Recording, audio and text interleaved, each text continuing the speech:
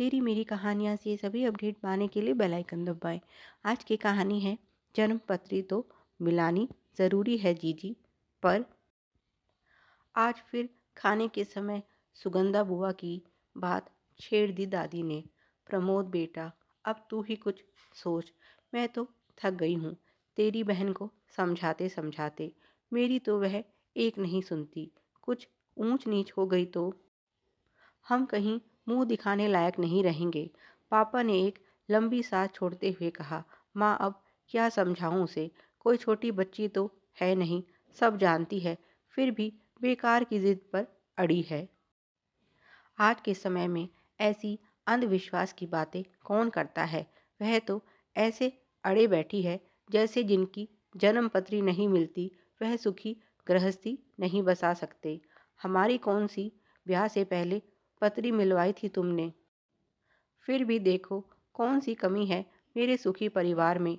दोनों बेटे अपने पैरों पर खड़े हैं और सुंदर सुशील गुणवान बहू पाई हैं। बेटी अपने घर संसार में खुश है। पत्नी तो साक्षात प्रेम और धैर्य की मूर्ति है। हम तो कभी नहीं पड़े इन कुंडली के चक्करों में। इसकी तरह सोचता तो हो गई थी मेरे बच्चों की शादी। सोनिया मेरी तन्वी से कुछ माह बड़ी है, पर देखो जहाँ तन्वी के दो बच्चे भी हो गए हैं वहाँ सोनिया की शादी भी नहीं हुई है अभी तक। ऐसे ही चलता रहा तो हो गई उसकी शादी। बहू निशा बोल पड़ी। दीदी पर तो किसी बात का असर होता नहीं। यहाँ लोगों ने हमारा जीना मुश्किल कर दिया है। विधवा ननद को आसरा देना भारी पड़ गया हम पर। इस साल 38 की हो जाएगी सोनिया। बेचारी के सारे अरमान मिट्टी में मिला दिए सुगंधा दीदी ने। अरे हर चीज़ की उम्र होती है। उनकी जिद के कारण सोनिया की ज़िंदगी बर्बाद हो रही है। उसके साथ की सभी लड़कियां बाल बच्चों वाली हो चुकी हैं। ना तो उसे अपनी पसंद का करियर चुनने दिया, ना ही उसका घर बसने देगा। जीजी का ये अंधविश्वास ज़रूरी तो नहीं जो उनके साथ हुआ वह सबके साथ हो। पता नहीं किस अशुभ घड़ी में उस पाखंडी बाबा से टकराई थी। उसने तो उनकी बुद्धि ऐसी फेरी की आज तक सीधी नहीं हुई। तन्वी बच्चों को खाना खिलाने के बाद उन्हें सुलाने चली गई, पर मन तो उसका भी सोनिया में अटका था। वर्षों से यही सब सुनती आ रही है वह। जाने कब बुआ को सोनिया के लिए मनपसंद वर मिलेगा। जाने कब उसका विवाह होगा। दिखने में सुंदर, बड़ी बड़ी आंखों वाली उसकी उच्च शिक्षित सरकारी शिक्षिका बहन कब दुल्हन बनेगी। अब तो शायद सोनिया ने भी विवाह के सपने देखने छोड़ दिए हैं।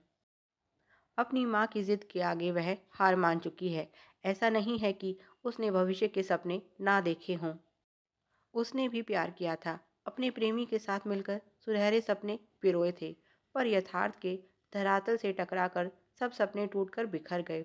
बिना कुंडली मिलान के वह बेटी की शादी को तैयार ना थी और सुधीर से उसकी वैसी कुंडली नहीं मिली जैसी बुआ चाहती थी।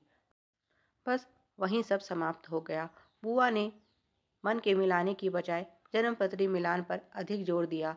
उसे मन का मीत न मिला और बुआ को 36 गुण मिलने वाला लड़का। परिणाम स्वरूप आज तक सोनिया अकेली है। बुआ का अपनी जिद के पीछे एक ही अतार्किक सा जवाब है। अगर मेरी शादी के समय जन्मपत्री मिलान करवा लिया होता तो मुझे वैधव्य का दंश न झेलना पड़ता। जो गलती उनके पिताजी ने उनके साथ की वह हरगिज नहीं करेंगी। छोटी उम्र में बिना बाप की बच्ची को उन्होंने कैसे पाला है वही जानती हैं। वही गलती वह अपनी बेटी के साथ कभी नहीं दोहराएंगी। फूफा जी के जाने के बाद सुगंधा बुआ गोद में सोनिया को लेकर जब लौटी थी तो किसी ने कल्पना भी नहीं की थी कि एक दिन दादाजी का यह निर्णय सब पर भारी पड़ने वाला है। इकलौती बेटी को कैसे दादाजी ससुराल में सबके बीच तिरस्कृत होने के लिए छोड़ देते। बुआ के ससुराल वालों ने अपने बेटे की मौत का जिम्मेदार उनको ठहराकर उन पर अशुभ होने का इल्ज़ाम लगाकर किनारा कर लिया। ऐसे में जब उनको परिवार के साथ की सबसे ज़्यादा ज़रूरत थी वे उनको और उनकी अबोध बच्ची को रात दिन कोसते। सुना है उनको का प्रयत्न भी किया गया था। ऐसे में परिस्थिति की गंभीरता को देखते हुए दादाजी उनको अपने साथ वापस ले आए। बुआ के दूसरे विवाह का प्रयास भी किया गया, पर बच्ची के साथ उन्हें कोई अपनाने को तैयार नहीं था और वे सोनिया को छोड़ने को राजी नहीं हुई। अंत में समझदार दादाजी ने अपने घर से कुछ दूरी पर उनके लिए एक मकान बनवा दिया, ताकि बेटे की गृहस्थी पर इसका असर भी ना पड़े और बेटी भी आंखों के सामने रहे। बुआ पढ़ी लिखी थी, इसीलिए फूफा जी की जगह उन्हें नौकरी मिल गई। इस तरह उनका गुजारा भी आराम से हो गया और भाइयों पर अतिरिक्त भार भी नहीं पड़ा। उनका स्वाभिमान और भाइयों के साथ प्रेम दोनों ही बच गए। मुश्किल तब शुरू हुई जब सोनिया विवाह की योग्य हो गई। भाइयों ने अपना फर्ज समझकर भांजी के हाथ पीले करने की सोची। बुआ के अंधविश्वासी होने का उनको अनुमान तो था, पर वह इस हद तक जिद्दी हैं ये किसी को पता नहीं था। दादी भी उनको समझा समझा कर परेशान हो चुकी है, पर वह किसी की नहीं सुनती। तन्वी को बुआ की अजीब जिद पर अब गुस्सा आने लगा था। लड़के लड़की के 36 गुण मिलने ज़रूरी हैं, ये कौन सा पैमाना हुआ सफल शादी का? और क्या जिनके सभी गुण मिलते हैं उनकी शादी सफल होने की कोई गारंटी है? क्या कोई कुंडली ईश्वर की इच्छा से ऊपर होती है? वह गुस्से में फ़ोन करके सोनिया को घर बुला लेती है। बैठक में सब बैठे उसका इंतज़ार कर रहे थे। जब सोनिया घर पहुंची, तन्वी बिना लाग लपेट के साफ सीधे स्पष्ट शब्दों में बोली, सोनिया तू कब तक बुआ जी के अंधविश्वास के कारण अपनी खुशियों से विमुख रहेगी? जानती भी है क्या हालत है सुधीर की? क्या चाहती है तू? उसके माँ बाप बहू की सूरत देखे बिना ही स्वर्ग सिधार जाएं। तेरी शादी बुआ नहीं होने देंगी। जब तक तू शादी नहीं करती सुधीर भी शादी नहीं करेगा। तेरे प्यार के लिए कब तक अपने माँ बाप का दिल दुखाता रहे वो? बस बहुत हुआ, आज तुझे कुछ फैसला करना ही होगा। सुधीर का घर तन्वी की ससुराल के पास था। सुधीर की माँ और उसकी सास एक दूसरे से अच्छी तरह से परिचित थी, इसलिए उनके घर में क्या हो रहा है उसे अच्छे से पता था। जब इकलौता बेटा ही शादी से इनकार कर दे तो क्या बीतती है माता पिता पर, उसे पता था। फिर सुधीर के इस निर्णय के पीछे सोनिया है, यह जानते हुए उसकी माँ का बार बार तन्वी से आग्रह करना कि बेटी अपनी बुआ को कुछ समझाओ, जब बच्चे खुश हैं तो वह क्यों बेकार की जिद कर रही है। जात बिरादरी की भी तो कोई परेशानी नहीं है, दोनों की उम्र निकली जा रही है। वह इनको आशीर्वाद देकर चिंता मुक्त क्यों नहीं हो जाती? ना वह बेटी की शादी कहीं और कर रही है। जब तक सोनिया की शादी नहीं होगी सुधीर उसके इंतज़ार में किसी और से शादी भी नहीं करेगा। हमारे तो सारे सपने ही टूट गए हैं, कहीं हमें कुछ हो गया तो पीछे कौन है मेरे सुधीर का ध्यान रखने वाला? उनकी आंखों के आंसू एक माँ के मन की सारी पीड़ा कह जाते, पर बेचारी तन्वी चाहकर भी उन्हें दिलासा नहीं दे पाती। इस बार वह मायके आई ही इसी निश्चय के साथ थी कि चाहे कुछ भी हो जाए, सोनिया के विवाह की समस्या जो अब कई लोगों के लिए परेशानी का सबब बन गई है, हल करके रहेगी, चाहे इसके लिए बुआ जी का दिल ही क्यों ना दुखाना पड़े। इतने लोगों का दिल दुखाने से तो यही अच्छा है।